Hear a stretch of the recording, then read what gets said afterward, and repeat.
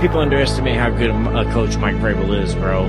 They do it every year, man. They underestimate our physicality. They underestimate what a run game, elite run game can do to you. They underestimate what our defense is. They do it every single season. They just think they see Tannehill and our little receiving core and think that we just not gonna win nothing. People gotta understand as well. I mean, everybody wants to win the Super Bowl. It's a process to get there. When you on a mission or whatever, I mean, you set goals. That's why I always mention, hey man, we need to worry about winning this division, get to the playoffs. Ain't nobody standing for mediocrity. All that foolishness y'all say.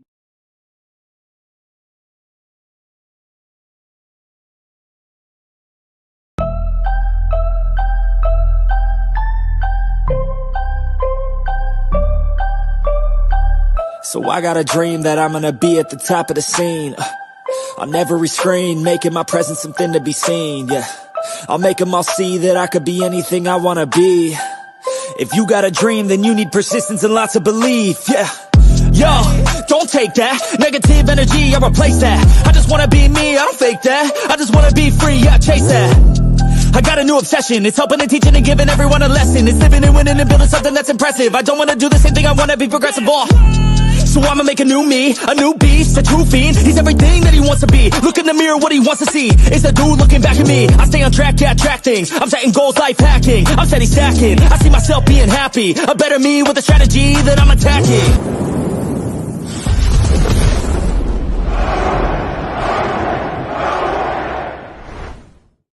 It's showtime! Yes, sir. Welcome to the Titans Coliseum podcast, man. I'm Morocco Taylor. I'm here with my co-host, Leonard Firestone. Leonard, how you feeling? Man, feeling good, man. Ready for this London game. You know, RJ already took the trip. He's already over there in London enjoying it, man. So I'm envious of him right now, man. But I'm ready for this game this week. Yeah, man. RJ up over there living the life, man. Riding around London in a Rolls Royce with Ramon Foster. Yeah. And eating coffee cakes and all that old stuff they do up over there in London, man. But hey, man, we got another great show lined up for y'all tonight, man. And man, we gonna go ahead and get this thing rocking. But make sure y'all like, share, subscribe, tell a friend about us, spread the word. The Titans Coliseum podcast, man. I'm gonna turn it over to Firestone. He gonna give you a word from our sponsors, and we're finna get the ball rolling. Absolutely, man. Absolutely. We're really, truly grateful for Lions Den Beard Collection for sponsoring us and sponsoring this episode. So, hey, whether you're a beard gentleman looking to elevate your grooming routine or a lady seeking the best in hair care and beauty products, Lions Den Beard Collection has you covered. Trust me. Once you try their products, you'll never look back. They have great smells, scents. The beard oil, the beard balm works great. It's always nice and soft for you. They got women's products, and they're constantly bringing out more. They got some lip gloss about to come out as well. So y'all make sure, go to lionsdenbeardcollection.com. Use promo code Coliseum. You're going to get 25% off your order. And I promise you, you're going to be satisfied with the product. I promise you. I use it every single day. That's how my beard gets to be what it is. I use Lions Den. So y'all make sure to go lionsdenbeardcollection.com. Man, I need some of that, man. 'Cause I ain't gonna lie, my beard feel like a Brillo pad right now. Well, we got some packages on the way, so we'll be having some stuff soon. Yes, sir, man. We got Titan Fox in the building, man. One of our loyal viewers, man. What's going on with your Titan Fox? We got Lee in the building, man. Lee Ellis, man. What's going on with you, bro? Y'all make sure y'all watch all the content on the Titans Upload Network. And yes. They got a great cast of podcasters, man. They doing their things up over there. John. Go ahead. Pull it up. Go ahead. I'm gonna get to it, man. John Fisher, what's going on with you, man? We most definitely gonna bring the heat tonight, man. What Fox said, man. You can trust Leonard on beard products is the only hair. Oh man, come on, man. Let him live, man. He traded in the hair on top of his head for the hair on his beard. Hey, what was that game when we was growing up where you used to move the dude's hair around and stuff? If only like I had that little magic wand, I could take the beard from the bottom to the top, bro. I'll be all good. Right. But yeah, man, we ain't gonna hold y'all, man. We finna go ahead and get to this two-tone business, man. The Titans, they already over in London. They went over there yesterday. They arrived, got straight off the plane, and went to practice, man. The Ravens, they've been over there since Monday. I told y'all about our other show this week how I felt about it. Leonard, you got anything you want to add to it? For last week, so this London game coming up. Yeah, just your thoughts on the London game. Man, I'm hoping that we can come and do something. Like, we got to get something consistency and stride going, right? Like, I was looking up some stats today, and it looks like we're, as Titans and Baltimore's rivalry, we are 13-13. We're tied even, okay? They've won 13 times. We've won 13 times. They have been having the upper hand here on Vrabel, and in our last meeting we had in the playoffs we lost. So I kind of, like, once again, kind of feels like a Bengals game again. I want to see us to get our revenge on that for that playoff loss, but at the same time, like, we just need to get a solidified win. We haven't won in London before. Let's go get a win there, and let's start stacking some dubs. Let's go start stacking some wins for damn sure, because we got to get some consistency going. We got to get something to build on. Oh, yeah, most definitely, man. And, you know, this the time of year where teams get to separating themselves too, man. I mean, you start to see, you know, who's going to be the playoff contenders and who's going to be, you know, fighting to get in the playoffs. And then you see, you know, the team that's fighting for a draft pick. Hopefully we are the team that's fighting for a draft pick. And it's crazy because, like, we have a bye week after this game, and 2-4 can mean a whole lot of difference between 3-3 going into this bye week. So if you're trying to do something as the Titans in the facility, like, okay, we need to get a win here, right? We need to build up something because we don't want to go into this bye 2-4. We want to go in 3-3, so then we can say, hey, let's build upon a win rather than we got to come back from the bye week and answer all these questions that everybody's going to have about Ryan Tannehill, about the offense, Derrick Henry, the defense. Is Mike Vrabel on the hot seat? Is it time to tank for a draft pick? All that stuff's going to start talking during the bye week if we lose this game. Like, they're going to be ready for it. We're going to be 2-4. Let's start talking about that stuff. We're already last in the division. Like, we got to go get this win. I know 2-4 and 3-3 don't seem like a big difference, but it is for us at this point. Facts. Man, shout out to everybody that just jumped in the building, man. We got AJ in here tonight. We got the great one. We got Ronnie, another one of our loyal viewers, man. Got something from John Fisher, too. We need a dub followed by get a healthy. Oh, yeah, man. That bye week, man. I mean, shoot, man. Getting a win and going into this bye week would be perfect for us because, I mean, it gives us a chance to regroup and reevaluate some things. But yeah, speaking on health, we're gonna go ahead and get to the injury report this week. Of course, Treylon Burks won't be traveling with the team. Elijah Molden won't be traveling as well, and Luke Gifford, they're all out. And Tierra Tart and Aaron Brewer are questionable. Tierra Tart dealing with a knee, Aaron Brewer dealing with a neck. On the Ravens side, we got I don't want to slaughter his name. Yeah, I couldn't pronounce it either. I'm gonna call him O2, man. O2 is out with an ankle, man. And I mean, we, for the most part, man, we fairly healthy, man. It's just, you know, the names that's on the list of players that's going to be out. Yeah, I mean, and to your point, yeah, we are fairly healthy compared to, like, the past years we've had. But, like, one name keeps standing out on this injury report to me, and it's like, when are we going to have a full healthy Treylon Burks for a full season? Like, also, are you going to be able to come back after the bye week, or are you still going to be on injury report after the bye? Like, I'm tired of seeing Treylon Burks on the injury report, man. And I know, like, you can't help certain things, but we're also, like, we kind of talked about this in the group chat. We're not comparing him to AJ to be AJ, but we're comparing you to be at least the same value for what we traded for. And you're not even being that because you're not even being a consistent starter on the field. Let's not even talk about stats and what you're doing. All right. NWI is outperforming you in stats, but we're not going to bring that up. Okay. But you're not on the field consistency. We just need you doing that. And we got rid of AJ Brown, and you're not going to be AJ Brown. I'm not expecting you to be the AJ Brown, but I'm at least expecting you to live up to the value of a number one wide receiver.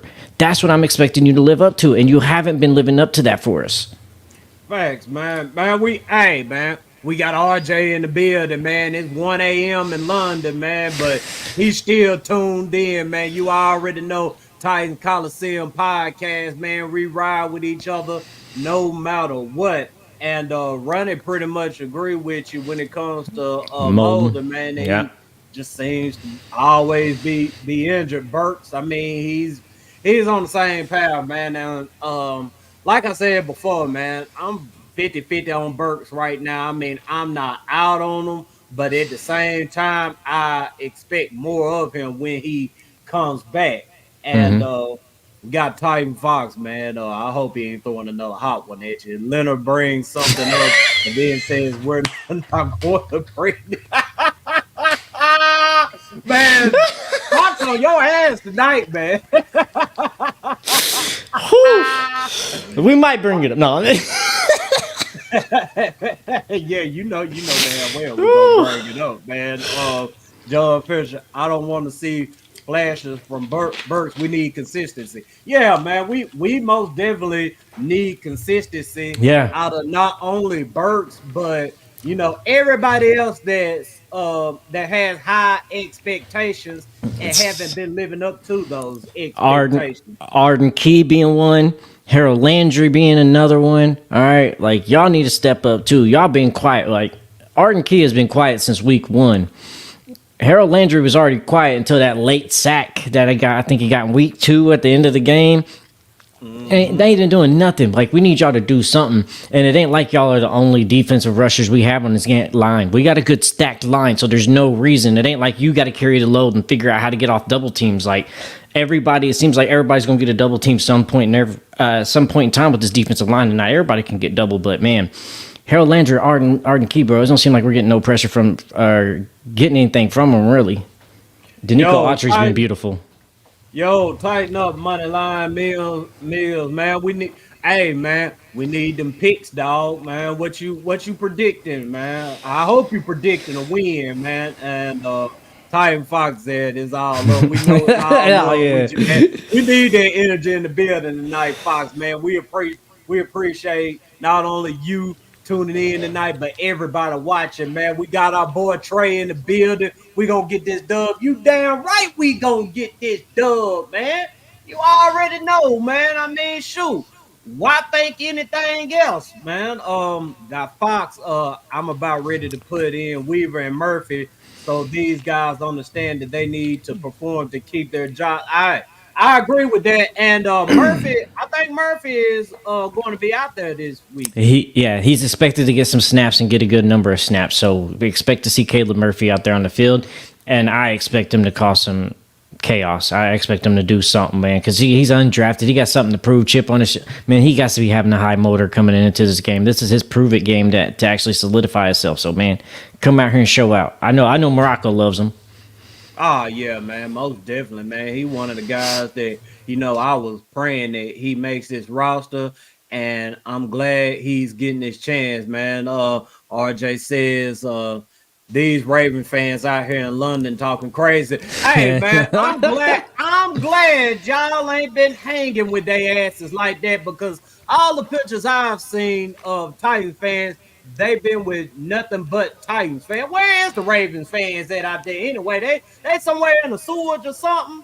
I mean, where they at? I mean, I ain't been seeing them, man. Let me see what Ronnie got. Don't forget about Travis Gibson as well on the pass rush. Oh yeah, Travis Gibson, man. He's another one. I know he along with everybody else on the defense, didn't have a good game against the Colts, man, but they're looking to bounce back. We're going to get to them predictions later on. Titans fans took over London. No, we definitely came and took Hey, man, that's what I love to see right there, man.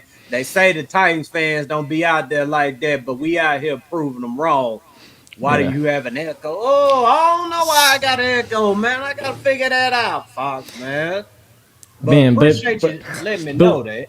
how much, like, okay, since the last time we forced him in the playoffs, how much are you concerned about Lamar now versus what you was nervous about Lamar then? Like, is it still the same nervousness or less, or how you feeling now facing Lamar now versus then? I don't feel any different about Lamar. I mean, he's playing in a different offense. I mean, they're playing in a more spread type system. He's in shotgun more. He's still the same type of passer to me. I mean, and just like every other game, man, I'm more concerned with us. I'm more concerned with what we got going on versus what our opponents got going on because I know if we not on point, man, our opponents will they'll do numbers against us, man. Yeah, they definitely take advantage of our mistakes, and one little mistake it seems like we don't fight back from some adversity. Like tough battles, refs being against us, crowd being against us, we fight back from that. But when we start shooting ourselves in the foot and making our own mistakes, it don't seem like we bounce back from that. So it's like once we start making mistakes on our own, it's like a mental thing. They can't get out of it for whatever reason. But Lamar, I see him as less of a threat now because I don't see him running as much as he does. And I respect his arm, but the thing that used to destroy us when we was trying to battle him was keeping him in the pocket, keeping him contained, getting him to the ground. We used to have Mariota out there running, Lamar Jackson type style offenses and stuff. But it just seems like this Lamar now don't run as much, and that kind of makes me breathe a little bit easier. They're like, okay, he can throw, he can definitely throw, but he don't run as much. So now it's not as hard to get to him. It's still hard, but it's not as hard as it once was to get to him. Yeah, man. The Steelers got after him some, man. Now, granted, we ain't the Steelers, and especially on defense. But Their D line is yeah, and I think TJ Watt made the sack to pretty much end the game for them this past Sunday as well, man. So I mean, if we could get a legitimate pass rush going against the Ravens, I would feel a hell of a lot better throughout the day. But I'm gonna go ahead and ask you about this, Firestone, man. Containing Lamar Jackson. Now, you just said, he's still a threat to run, most definitely. Yeah. But he's he's being more patient. I mean, he's out there trying to, play the role of a traditional quarterback. So, how do the Titans need to go about containing Lamar Jackson? We're gonna have to have a pass rush where one person is being patient. Like you're not necessarily manning or you're not necessarily spying, but you got one guy that's not necessarily full force rush ready to go just to see where Lamar goes and then make your move. If Lamar goes right, then you're going to make your move to the right. If Lamar goes left, you're going to make your move to the left. Somebody at all times is going to have to be watching and be patient because that's what killed us with the Colts last week. Moss was patient back there running that ball, and our defensive line was moving too quick, making their moves, and then Moss was like, oh, you're doing that? Then I'm going to do this. We got to get pressure on them. We're going to have to apply some blitzes. We're going to have to come up with some schemes and some stunts. But at the same time, you're going to have to leave somebody there that's like, hey, remember, watch Lamar. See what he's doing first, and then you smooth out. Whether it's like Simmons on some plays, Arden Key on some plays, whatever it may be. But you're going to have to be cautious of him. But you still got to respect his throwing arm. So I don't think you make it a linebacker because then he's going to tear us up with Mark Andrews and what they got, Zay Flowers, I think too. Zay Flowers. So you can't use the linebacker to. So you can't use the linebackers to spy Lamar because he has an arm that he's going to burn you with the wide receivers and see that. So you're just going to have to make one of them defensive line like, hey man, be patient. Everybody else is going to make their moves and push, but you need to be patient, see what Lamar's doing, and that's how we're going to contain. Right. And something that's been something that's been said throughout the week here is 11 on 11 football. I mean, usually, when you're dealing with a quarterback, you you account for the quarterback, but you don't account for him. But when you got a quarterback like Lamar Jackson, there has to be a man dedicated to Lamar Jackson. And man, we got my cousin, the building, man, Brandon, man, Big Daddy. We call him Big Daddy, man. We've been calling him that forever, man. What going on with you, cuz? Pressure from the middle of the line, collapse the pocket. Yeah, man. I mean, sure, we can get some pressure up the middle. That right there would be key, because what'll happen is you'll be getting Lamar off his spot. And when he gets off his spot, he gets happy feet. And that's when those edge rushers are going to come into play. They're going to have to be disciplined with their pass rush too. But yeah, man, I mean, the Titans have played Lamar Jackson pretty well in the matchups that they've seen him. But, man, there's been, some changes going on with the Titans defense as well. And I'm thinking about that dadgum Christian Fulton right now. And that brings us to our next topic of discussion, which is, does the Ravens pass catchers versus the Titans secondary scare you? How that's worded, no, not their pass catchers against our entire secondary. No, whoever they line up against Christian Fulton, yes, because bro, all it takes. Not everybody has to get open, but just one person has to get open. And if they put Zay Flowers right with Christian Fulton every single time, Zay's gonna burn him. He's going to make him jump on them second moves, and then he's going to burn them deep. I already know this is what's going to happen. So, at what point, because I got a question for you, because the overall secondary, no, but whoever's on Fulton's going to have a game. They're going to be looking for him. They're going to pick on him, bro. You'd be stupid as any offense to come against the Titans not to pick on Christian Fulton the rest of the season. It's no reason not to. Just like a defense, there's no reason why you shouldn't be blitzing all through Andre Dillard every time on defense, right? So my question is, at what point or what has to happen that you think Christian Fulton should be benched and we put somebody else in? Okay, before I answer that right there, man, because they making some damn good points in the comment, and the first one from Demetrius, the quick pass is going to be on display for Lamar and company, so we need to get our hands on. Yeah, man. That's their game pretty much, man. I mean, they trying to get the ball out quick. They will, take shots when they present themselves, but that's pretty much the Ravens' offense, is get the ball out quick, run the football, and Nick Davis says, go ahead. And to that point too, even if we can't get hands on them, defensive line, start getting up there and putting your hands up and swatting these balls. Get your hands to disrupt some of these throwing lanes. You know that they're throwing quick, so hey, if I can't get to you, let me get my hands up here and at least stop the pass. That helps the DBs on the back end too. Facts. So Nick Davis says probably should play more nickel. Yeah, we pretty much agree with that, man. Putting more speed out there. You gonna definitely need some speed to deal with those wide receivers. Although they're not the best wide receivers, they are fast, and Christian Fulton is very undisciplined. So yeah, I mean that could be a problem. It's shown that like Christian Fulton and Al Shazier jumps a little bit sometimes. They're trying to make plays and they jump. And like with Al Shazier, we give him a little bit because he still makes up, bro. He had 15 tackles last game against the Colts. He led the team with 15 tackles. You're doing what you're doing, so I ain't picking on you by any means, but we know that when it comes to the passing game, you two like to jump routes real quick on a double move or on a pump fake, so let's do a bunch of double moves and pump fakes on these guys. Mark Andrews coming across, do a double move. Hey, you ain't got to stick with him. Bro, there's so much that they can do against our secondary, and that's what kind of worries me because you don't have to be great. You just have to know what you can do against us, and it's double moves.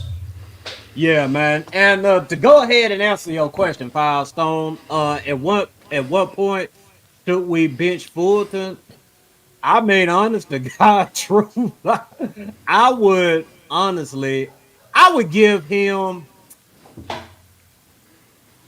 I'm leaning more towards a quarter. If he comes out there on that same foolishness with his eyes in the backfield looking at Lamar Jackson as opposed to playing his man and he mess around and gets beat, yeah, I would go ahead and pull the trigger in the first quarter. I'm not going to play around with this dude because this has been going on way too long. I mean, he knows exactly what he's doing, but yet he keeps on coming out there doing it.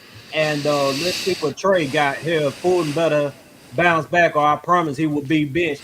Yeah. I seriously believe that too, man, because for Mike Vrabel to speak out the way he spoke out about Christian Fulton, man, that pretty much tells me that he done had enough of Fulton and his foolishness. But Yeah, I mean, didn't Simmons say something about it too? He spoke up a little bit about it as well. So, like, they're not too happy. And I know a lot of people aren't too happy that maybe not more people spoke out. But in that situation, you just need a coach, the defensive leader to speak out. Everything else gets handled in-house. Like, you don't want to make it a media day for the media to have a bunch of stuff that they go, oh, there's turmoil in Tennessee in the locker room. You don't want to give media too much. You want your leader to come out, say something. You want your coach to come out, say something. So then everybody in the locker room knows to follow suit and let this dude know this is not acceptable. This isn't tolerated. And as anything with family, you handle it in-house. How you feel about Dan Kirkshank, man? Titan Fox calling for Kirkshank to get involved in this game right here because he's been known to play the tight ends pretty well. Yeah, no, bro. At this point, if Fulton is biting on double moves, it don't matter how talented you are, how much workout you've done. Don't matter none of that stuff. Like, you're giving up plays because you're biting on stuff. I want somebody that I don't care if they're less talented or less physical than you, but if they're more defensively sound and play their position and do their job on the field, then I want that person on the field. I don't want the guy out there that's just doing whatever he wants to do. And he's like, that's the life of a DB when you play against the refs and the what. No, I don't want to hear that shit. All right, go out there, do your job, do what you're supposed to do. There's going to be obstacles. There's going to be adversity to bounce back from. Bounce back from that shit and go do your job and stick to your man and make plays. You're making mistakes and not even holding yourself accountable. Man, Ronnie, I did not catch that, but I will most definitely go back and look at that, man, because, I mean, that dude right there, we ain't going to go too deep into it, but good God, man, you a grown-ass man, dog. You got to be more accountable, man. I mean, shoot. The ref, I mean, even though the refs probably was on some foolishness or whatnot, them refs didn't have their eyes in the backfield. Them refs didn't get beat on them double moves. You did. So you, Christian Fulton, need to take accountability for your mistakes. But we're going to go ahead and go ahead. That just says a lot about somebody's leadership mentality, right? Like, we need leaders in this defense, and we need a leader in the DB room for damn sure, right? I mean, we got Kevin Byard, but we need another leader in there. Kevin Byard's shortly going to be on his way out. I mean, it's just the time how league goes. He's getting up there in age. That's not a leader. You already couldn't take accountability. We know that we've heard it several times in football, and especially from QBs. It ain't even their fault. We know it's not their fault, but they still go up there and say, hey, this game's on me. It's on me. Leaders take accountability, whether it's their fault or not, because leaders know that if we all fail, then I didn't help set you up for the success, and that's me failing as a leader because I didn't set you up in success. I didn't get my DB room ready. I didn't get myself ready. That's my fault as a leader. So he didn't seem like a leader. He didn't sound like a Titan to me at all in that moment. It aggravated me, and I'm kind of already checked out on him because of that comment. And before we move on to the offense, man, I just want to say, man, you see Jeff Simmons. I mean, he got hurt against the Colts, but after the game, Jeff Simmons didn't even want to talk about getting hurt. Yeah, he could have went up there and said, I was hurt, blah, blah, blah, or whatever, and he would have been justified in that because we all saw that.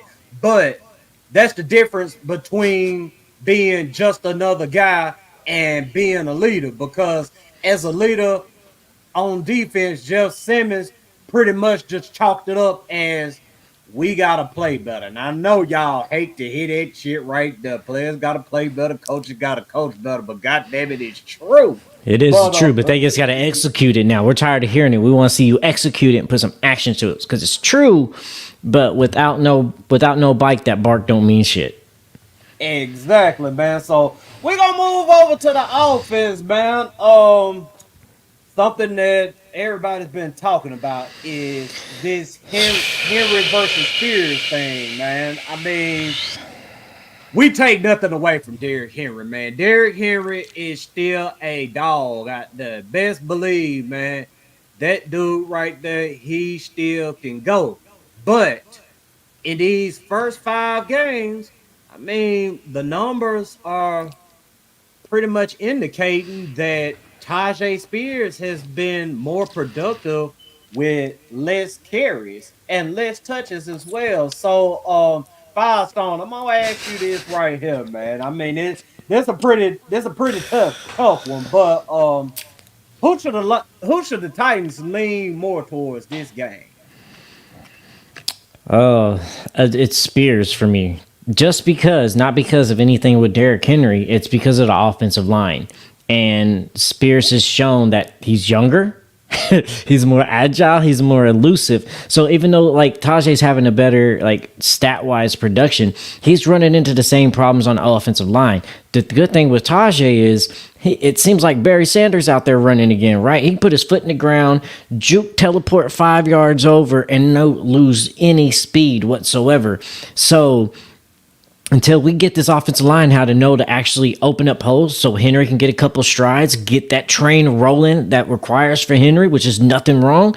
But until we can start actually forming holes for Henry to run through, we got to let Tajae out there because Tajae can catch. He's shown that he can make plays and he can be explosive, but you still got to use King Henry at all times. Like we've said this so many times, whether you use Spears and King Henry back there as a shotgun split back setup, you got to have Henry on the field just so people respect it. But right now, for how our offensive line has been blocking, and you got to kind of make something out of nothing, whether you're passing or running, Tajae has the elusiveness and the cuts to do that and the speed to do that, where Henry kind of gets to get momentum going before he can knock somebody on his back.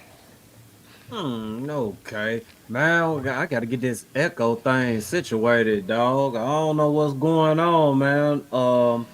But we're going to go ahead and get to my cub comment. It's kind of off subject or whatnot, but he saw a stat that says Danny Dimes has been sacked more than Andrew Luck career-wise. Danny Dimes, that situation ugly for y'all, cuz I ain't gonna lie. And Daniel Jones is actually out for y'all this week. So, I mean, that might be a blessing. I mean, I don't know how you feel about it, cuz, but that right there might be a blessing. I mean, shoot, man. It's all bad for the Giants right now, man. But back to the Derrick Henry, Tyjae Spears situation. Now, you mentioned some Firestone, and you mentioned explosive. I can't get it out. Explosiveness? Yes. It got me. But, yeah, man. Tajae, man. I mean, we need them explosive plays, man. And although Derrick Henry is that dude, Derrick Henry is a dog. Tajae has been the one that's given us those explosive plays out the running game, and it's kind of hidden at our keys to victory. But yeah, we most definitely need as many explosive players out on the field as possible, and that's why I have to lean more towards Tyjae Spears, man, because this old line, man, I mean, they don't get much of a push at all. And with Derrick Henry, you know that you need to get a push up front so that he can get his head of steam going so that he can do all the things that we've seen Derrick Henry do throughout the years. But and that might be a strategy too, for the Titans, and it might be working better than they thought. But it's like, hey, let's kind of use Tyjae Spears at the beginning of the season. Everybody thinks we're leaning to him. We're going to be running him more. Then when it comes towards December and January, where everybody's starting to focus on Tajae, Derrick Henry comes out and runs and does what he does in the later half of the seasons anyway. And that's just possible. But, that takes coaching strategy, because at some point, these teams are going to be like, hey, Tajae's doing better than Henry. We don't need to worry about Henry. We need to be watching Tajae. Then as a coach, that's when you make the pivotal move. Like, all right, that's when we're going to start faking Tajae and pulling in Derrick more. Yeah, Demetrius, the offensive line, they done some good things week 4, man. And man, this a different beast we dealing with though with the Ravens, man, because the Ravens are damn good on defense, man. I think they rank like second in points allowed, and I think they rank like second in the red zone or something like that. But I mean, yeah, we gonna need the offensive line to be on point when it comes to dealing with these Ravens, man. What do we got from Titan Fox? Titan Fox says Tajay gets it done, but if you need to go PA, Henry gets 8 on the box just by being that. Yeah, I mean that's pretty much the case right there. I mean, and you pretty much gotta, see what the defense is doing first and foremost, because I don't know, but I highly doubt they would just load up the box with Tajay Spears being in, because although Tajay Spears is a good running back for us, I don't feel like he's earned that respect throughout the league to where a defensive coordinator would commit extra men to stopping him or containing him. That Derrick Henry most definitely does that, but I mean, like we said too, man, we need some explosiveness out on that field. Yeah, and see, like with Henry, you load the box because he's a powerful runner and he can go through the tackles and run you over. So get more people in the middle to handle that. With Tajay, you would go to a wide 9, right? You would throw your linebackers out to the outside because if you stop middle, that this dude can cut out to the outside and make moves outside. So that's where that 2 running back situation comes in handy, because it's play action, all this stuff. You can't load the box and wide 9 and cast cover. So if we have Henry and we have Tajay out there simultaneously, and not one of them in a wide receiver slot, neither both of them in the backfield, that stuff will start making it help us to where the defenses can't load box. They can't wide 9 every time. They're going to have to figure out something and pick their poison. And then let's just take what the defense gives us. It seems like at times with this offense, we're being overcomplicated and doing things we don't need to be doing. Just take what the defense giving us. We got plenty of weapons now. Just see what they're doing, what they're overcompensating on, and then go to the next. Like, we got plenty of targets out here. Right, man. And what we got from running? Right, Spears can find the cutback lanes with his agility. Yeah, man. I mean, and that's the thing with Derrick Henry. We already know that Derrick Henry isn't an elusive back. I mean, he's a north-south runner. He's power back. Yeah, he's straight up power back, man. And I think Demetrius has said something. That's why Kelly got to get Tannehill the best look in the first few drives. He has had 28% of his snaps this season. Yeah, I mean, Tim Kelly most definitely has to do in which he's done a good job to me, but there's been some plays to where Kelly, he has to see things better, man. I mean, he has to do a better job of putting those players in positions to succeed. And what I'm thinking about right now is, do not run Derrick Henry laterally. I mean, stop all the cross to Derrick Henry. Stop lining him up in freaking shotgun with 1 yard to go and all of that, man. Said it. They know when Derrick Henry's out there, they already know Derrick Henry is coming. You look better just going straight at him. Hey, y'all know what we finna do? Stop it. Put everything you got into getting Derrick Henry that yard he needs, or getting Derrick Henry that touchdown that the team needs when we're in the red zone. Yeah, bro, because like we said, Derrick Henry is the type of back, and this ain't nothing bad. You just know your players. Derrick Henry is the type of back that needs to get steam going to hit. So stop with the shotgun running where he has to start picking up momentum with the ball in. Let him already start getting momentum by the time we get that pitch to him. Let him already start getting some steam. Like, stop with the shotgun runs. Put him in single back. Put him in I formation. So what? They know Derrick Henry might be getting the ball.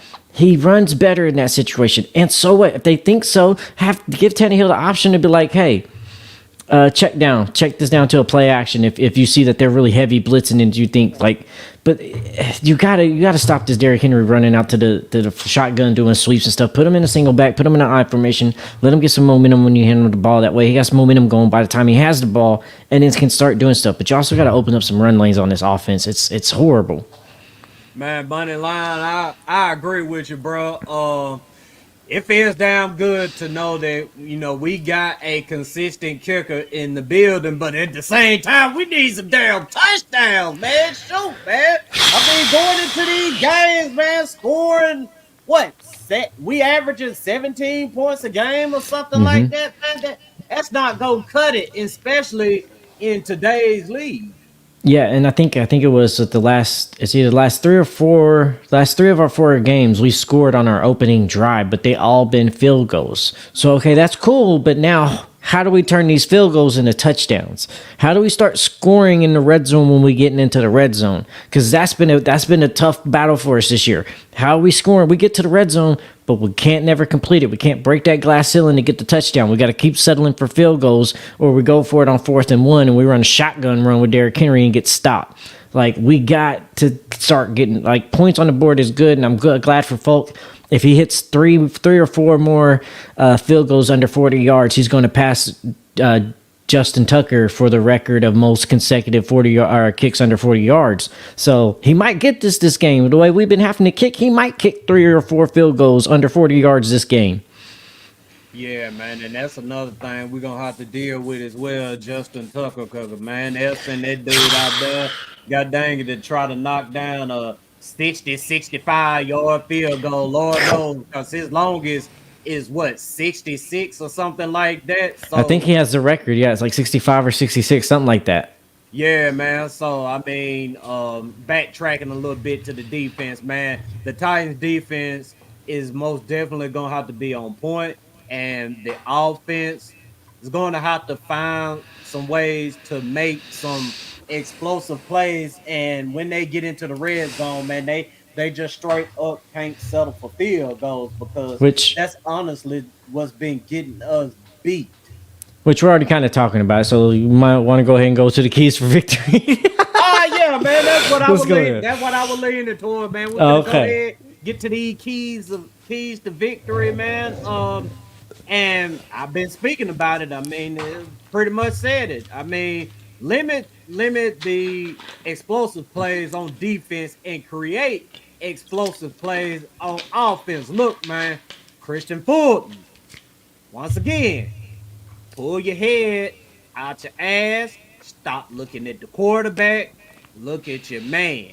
If you do that right there, I promise you will do way better than what you've been doing in these first 5 games.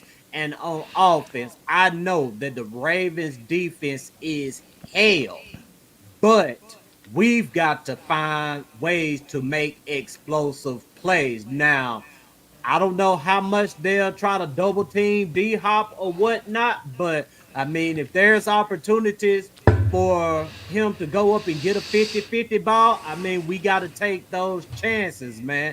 And I said it on Tennessee Talk podcast this Wednesday, man, that we needed to get a stable run game going, and we most definitely need to get a stable run game going so that we can set up those explosive plays. But our next key to victory from RJ, he says get D-Hop involved early, keep Lamar Jackson in the pocket. Firestone, I'll speak a little bit about D-Hop, and I'll let you talk some about Lamar Jackson. And D-Hop, yeah, man, we've got to get him started early, man. We got to let it be known that D-Hop is the guy we're looking at. We got to feed him. And once they start keying in on D-Hop, things will start to open up for others. Now, I wish we had Traylon Burks up out there, but unfortunately we don't. But guys like Nick Westbrook-Akina and guys like Chris Moore, Wiley's going to be in the mix this week, man. I mean, Wiley keeps showing up, being productive. So I expect him to get more playing time. Chig, he's going to be out there as well. So I'm looking for Chig to get himself together, catch the football. He's another guy that's capable of making explosive plays. But yeah, that right there, in my opinion, most definitely needs to start with D-Hop. Okay, and since RJ ain't here, and we're talking about his, keys to victory too, I'm gonna say this for him on his behalf since he ain't here. Y'all keep sleeping on my boy NWI. But man, he has. I was looking at some stats on him. Like the past couple years, NWI has been the leading receiver for the past 2 years. He's been our leading receiver. He has been our third leader in touchdowns and in receptions. So it's like, at what point like RJ said, we gotta stop sleeping on him, give this man some credit. If we go and they start double teaming D-Hop, then yeah, NWI I think it's the next target we got to kind of look to, because Chig ain't really been that for us this year. That's what we was hoping for, but Chig's really been kind of silent this year, and that needs to change as well. To the second point of his keys to victory, we got to keep Lamar Jackson in a pocket. I mean, it's absolutely like he can throw, but his legs are definitely the most dangerous part of him in his game, is the way he can make plays with his feet and extend plays with his feet. Let's keep him in the pocket. Let's keep him contained. Let's make him make those throws we know we can make, but let's make him have to make them and get some pressure in his face. And hey, D-line, step up in there, jump up, and get some swats on some balls also. Try to help them DBs a little bit. If you know you can't get there to the pass rush, look for the QB, see when he's going to throw, and then try to jump up there and swat that thing down. But let's keep Lamar in the pocket, make him pass this game, and hold him to not running all over the field on us.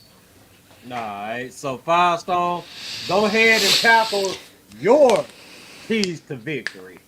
Okay, so we have to control the line of scrimmage. That's something I've been complaining or harping on all off season or all this season, is control the line of scrimmage. We got to win. We got to block. We got to protect Tannehill. We got to open up running lanes for Derrick Henry. We just got to. Like, the game starts in the trenches, whether you're on offense or defense, and that's been our weakest point so far. We're not winning those trenches. So go there, control the line of scrimmage, and then do your job. All right, don't miss your assignments. It's not hard. We don't need y'all to all go out here, do a bunch of stuff, and y'all's overcomplicating your job a little bit. It seems like sometimes by trying to go out, let me go make a play. No, just stick to your man like white on rice.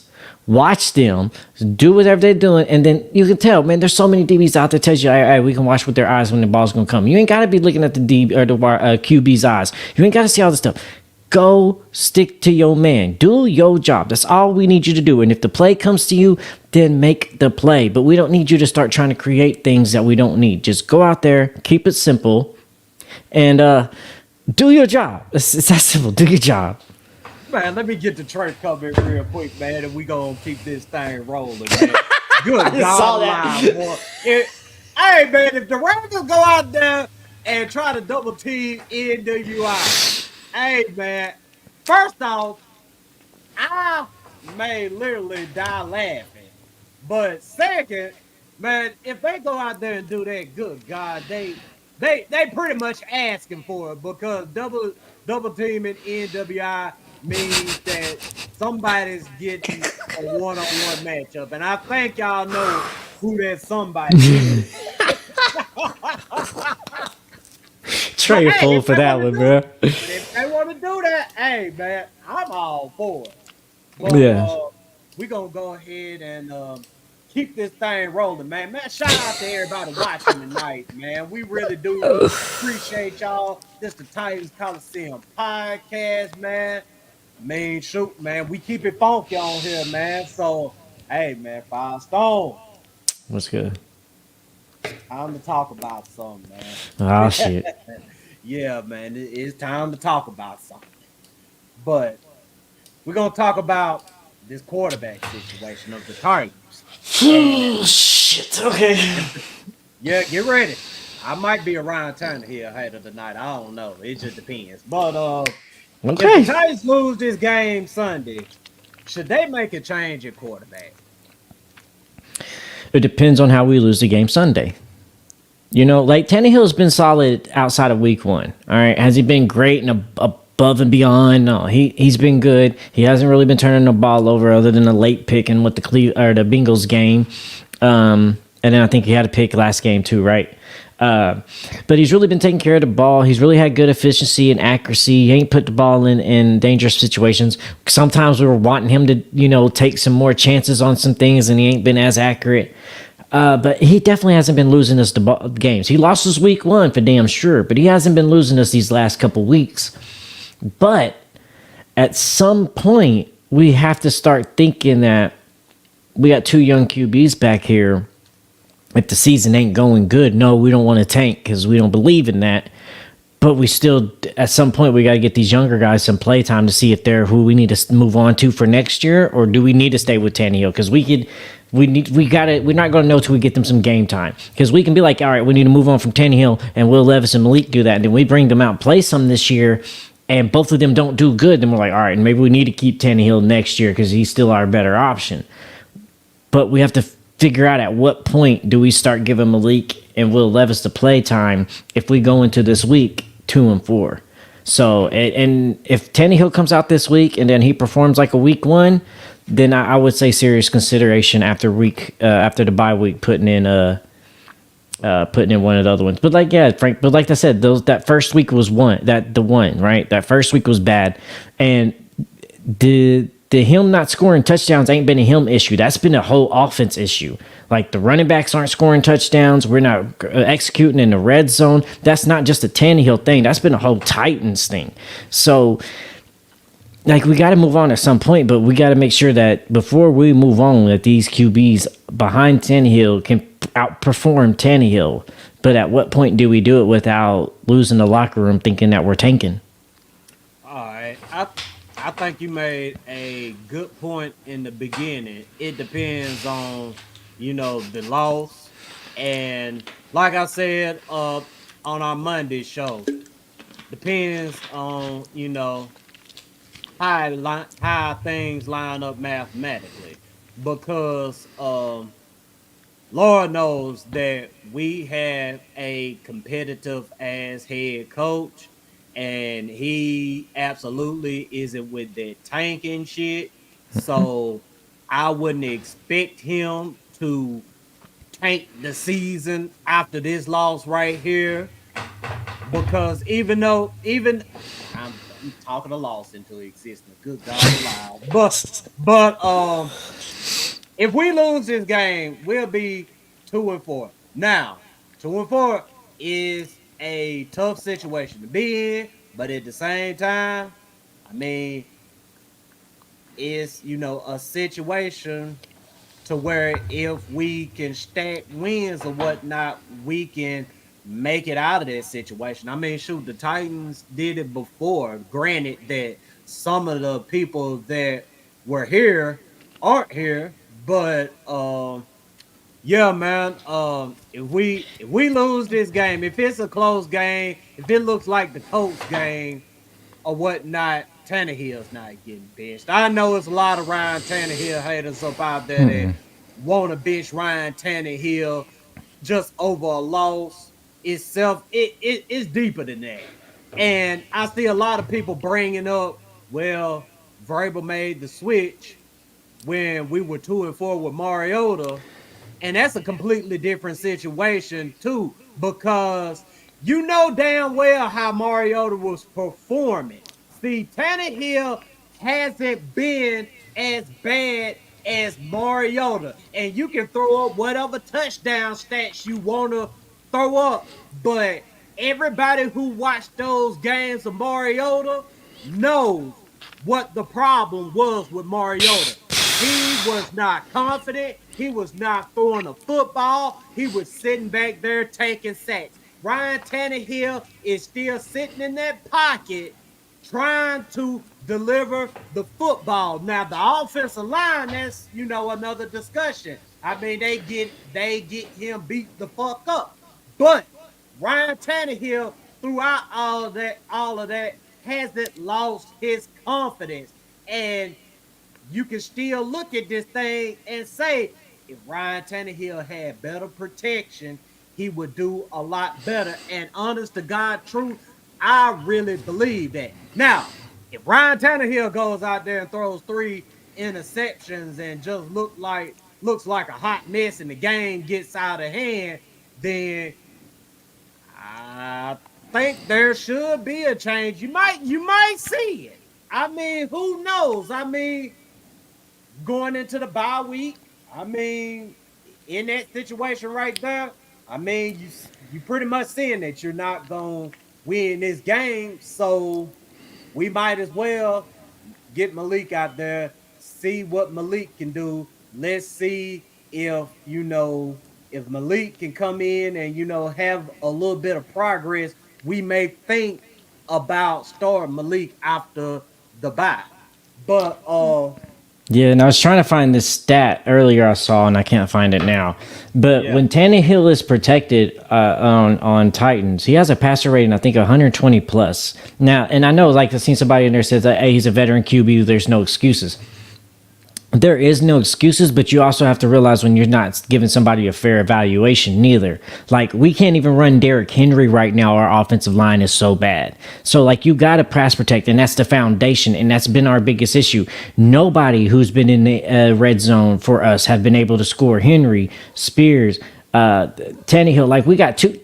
Nick Westbrook-Akina has our touchdown catches, okay? Like, we haven't been able to score, and it's not one person's fault. There's a lot of blame to go around for this offense that's not executing. But it seems like every time we lose, the first person that gets the blame is Tannehill, and everybody's ready to throw Tannehill out. But I promise you, as bad as we're playing right now, we will be way worse with Malik or Will Levis in there right now. There's a reason why they're not in there. So a lot of our fan base needs to, like, relax and chill to realize that these QBs ain't ready to play. And as bad as it might be looking, Tannehill's in there surviving. You see him in there taking hits, standing in the pocket with people all around him, still making throws, trying to do what he can. But we got to become better total as an offense, because we can bring in a lot of other QBs and they going to look just as bad, if not look like Dak Prescott out there throwing 3 interceptions multiple fucking games, right? So it can get worse. Tannehill, I know, I get it. He's not Josh Allen. He's not Patrick Mahomes. That's what y'all want. But those dudes don't grow on trees. It's hard to get those guys. But he is the best QB we have on roster right now, and there really ain't a better option out there for us to go, like, trade for or get on free agency that's going to be realistic. What are we going to do? Go get Zach Wilson, Dak Prescott? Those are the people that's going to be out there on a trade block. We don't want none of them. They're not going to come in here and perform. yeah, man. Yeah, man. I mean, most definitely, man. I mean, I don't see a situation to where Ryan Tannehill would get benched this game right here. Like I said, man, I mean, I don't think the guy will get benched until we are completely out of the playoff picture. But He'd go have to ahead, come Firestone. out. We're gonna move on after this. Yeah, he would have to come out. For me, if he gets benched before this bye season or after this bye week, he's going to have to come out and play like Dak. Like, that's what's going to take. Like, Tannehill messed up that week 1 and played bad, but, like, there's not many games Ryan Tannehill has lost us. There's a few, and you can list them. He's lost us some games. But I promise you, Dak has lost more games for the Cowboys in one season than Tannehill has his whole tenure here in Titans. Okay, so we're gonna keep the ball rolling, man. That's our last topic for the night, and we're gonna go ahead and let y'all enjoy y'all weekend, man. So today I was listening to 102.5 The Game. Caroline, Willie, and D Mace. They do an awesome show Monday through Fridays. But they were talking about Bill Belichick in New England. Things ain't looking good for New England right now. I mean, shoot, man, it's all bad up there. And people are pretty much seeing that, a lot of the success that the Patriots had back in, the early 2000s and, their most recent success, their run of Super Bowls, pretty much Brady. Belichick, they ready to fire Belichick up there in New England. I mean, the fans are ready to get him the hell up out of there. But the question they asked on the radio, and I'm going to ask this to y'all, and Firestone, you can speak on it as well. Because, I mean, pretty interesting.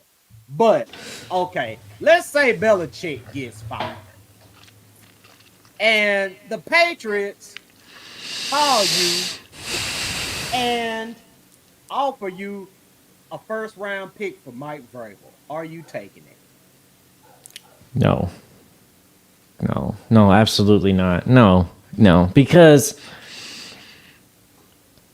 Vrabel is worth more than a first round pick. Plus, we're more than just a first round pick away from a team, and we don't have a team that we could bring in any coach that would be able to coach this team and revive it to where it needs to be. No. Now, multiples? Possibly. But even then, I would say in that situation, shit, keep Vrabel as head coach and see if he could talk to fucking Belichick to come be defensive coordinator. Fuck it. You know what I'm saying? I mean, I'll just say it. Go ahead. Come over here, be defensive coordinator. I'll worry about everything else. But also, I don't think they need to fire Belichick. I don't think Belichick is a bad coach just because he's having issues finding a QB. It's hard finding a QB. And that's what I don't think a lot of people realize in the NFL, that like that QB position can make or break you as a coach and can make and break you as a franchise. It's not easy to find that guy. There's been teams that ain't never found a franchise guy at the quarterback position. Cleveland Browns. But like, I just think he's in a position where they've won so much, they don't have high draft picks, and the owner kind of dropped the ball with not offering Brady a contract extension, and now you had to find a replacement before you was ready to find a replacement because, hey, you done traded off my other two replacements that I had, and Jacoby Brissett and Jimmy Garoppolo that was ready to take over for Brady. You shipped them out. Then Brady left because you didn't give him a contract. Now I'm sitting here stuck trying to figure out how I'm going to get a franchise QB with a late first-round pick. So it takes some time. I just think they got to get some top picks and go get another QB, and I think he'll be just fine. Man, you do know that Belichick was the one that shipped Garoppolo out of New England, though. Yeah. Well, he ultimately made that decision. I know it was some, talk about it or whatnot, but he made that decision. But when you're in that situation and the owner's kind of telling you, hey, I'm going to trade Brady, and you're like, no, I'd rather trade Jimmy, and then the owner's like, nah, we should trade Tom. You're like, yeah, no, fuck this. We're trading Jimmy real quick because we're keeping Tom. Bro, I mean, like, can you really blame him in that situation? Hands was kind of tied. I think Belichick was the one that was trying to move on from Brady, but Kraft wouldn't allow it at the time, so he, traded Garoppolo. I got it. But to answer go ahead. No, go ahead, finish it. I'll wait for you. Yeah, but to answer that question right there, would I trade Mike Vrabel for a first round draft pick? It's tough, but I would say no, because I mean, Vrabel, you have to look at the pros and cons of Mike Vrabel. With Mike Vrabel, he's going to have his players ready to play. He can get the most out of players, even if those players aren't the best players. I mean, you've seen all the evidence throughout the years with Mike Vrabel. Now, some of the cons, I mean, yes, he's stubborn as hell.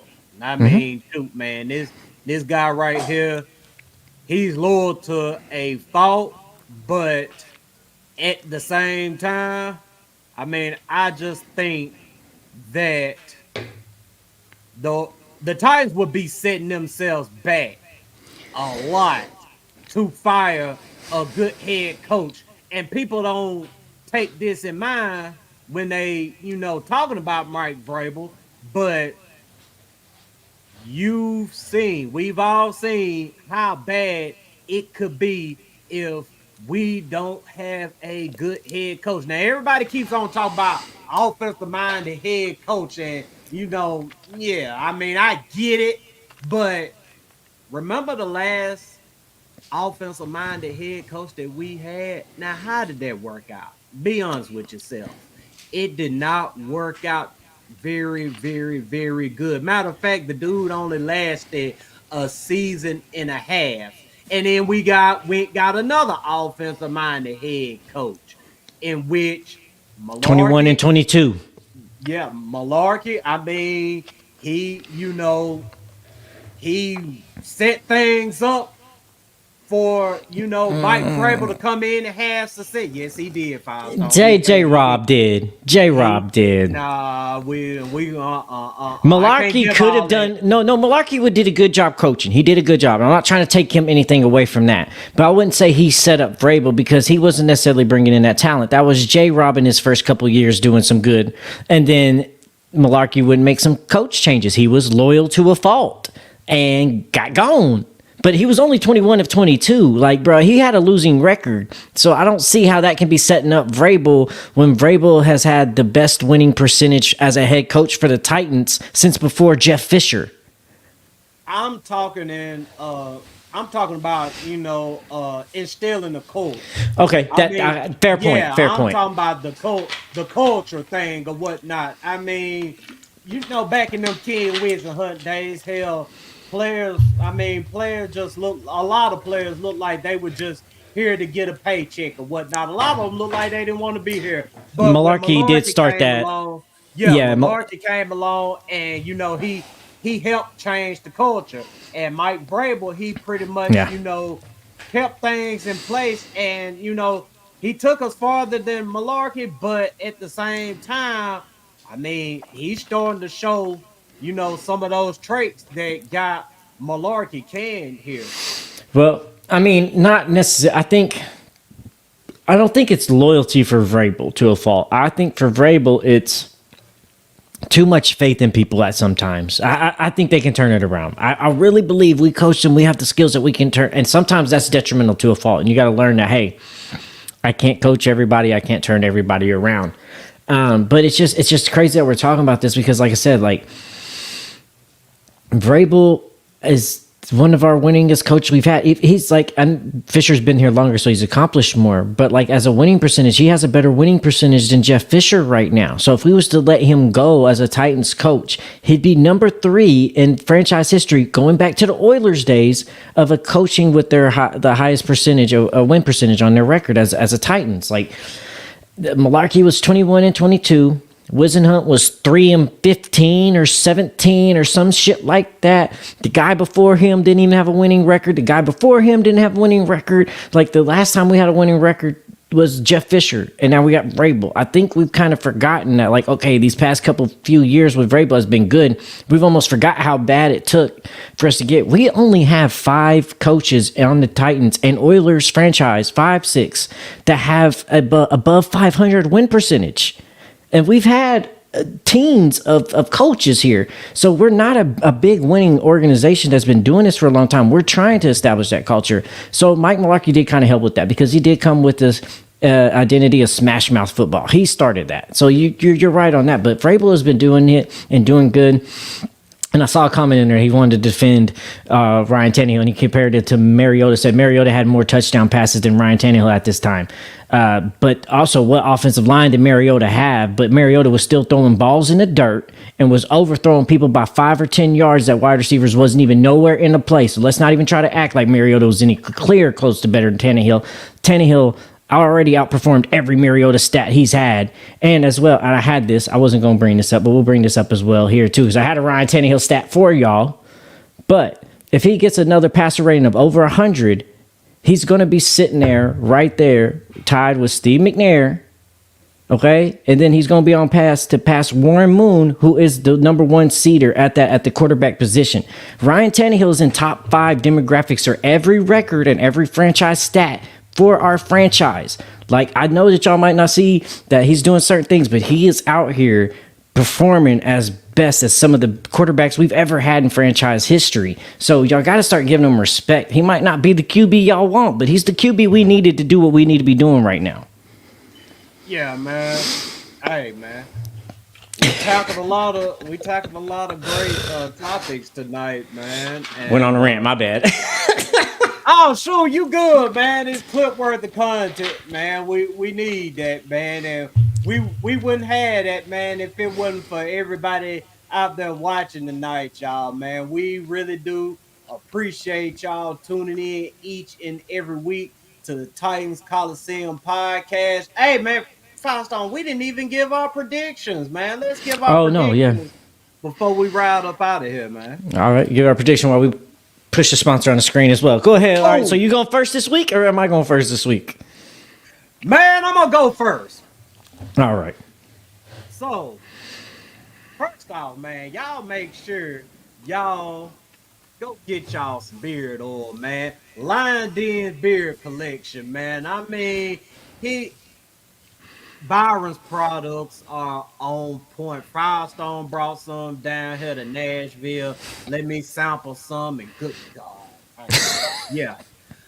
I need to get my oil my damn self, man. But LionsDenBeardCollection.com. Use promo code Coliseum. Get 25% off and get your beard on point. Get it smelling good. Get it shiny. You see how Firestone looking up? Yeah, man. Hey, man, all my beard gang folks out there, man. LionsDenBeardCollection.com. But predictions for this game coming up Sunday, man. I feel like we say, oh God, I'm getting choked up. I feel like I say this every week, and God knows I have to say this every week because it's the damn Tennessee Titans. How else is it going to be? But you know how these Ravens games are. They're physical, they're tough, they're grinded out type games. And I do not expect anything different coming from this game. It's technically a home game for the Titans, but it'll be on a neutral field. And how the Titans and Ravens been rolling throughout the years, the away team usually is the one that wins those games. It's on the neutral field this year. So, I mean, we don't know how things are going to go. But I most definitely expect a very, very ugly football game. Y'all not going to get y'all down 30 points. So, you might as well focus on 30 points because you're not going to get it. But, God damn it, we going to get a motherfucking win.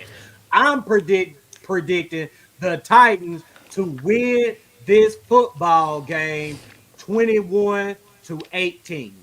Okay, all right. Finally, Morocco with the Titans win again. Finally, bro. Hey, man, I had to, man. I mean, shoot, man. They made me look bad last week, man. I was trying not to jinx them or whatnot and say, you know, the Titans are going to lose with my fingers crossed, hoping they were going to win, but they went out there and lost anyway. So now I can make these predictions with my two-tone goggles on. All right, man. Well, so I just find it's weird that we only have one game in Nissan Stadium through the first 7 weeks of the NFL, but okay, that's just what it is, and we get one of our home games in London. We haven't won in London, so I think this is where we finally strap on them boots and get us a win out in London, right? So I don't think it's going to be a tough fought game. It seems like them London games usually do go out there and score some points. People go out there and put on a show in them international games. I don't see it getting crazy. I see it being close, but I see us going out there and getting some offensive production.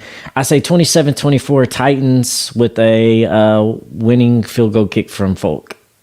Sounds good, man. Sounds good. But hey, man, thank y'all for rocking with us tonight, man. Y'all enjoy y'all weekend. Stay blessed. Firestone, god dang it, I wish I could tell you toss me them keys so we can go to London. But toss me the keys, man. We finna go to the bar and we finna get 4 star. Hey, let's go.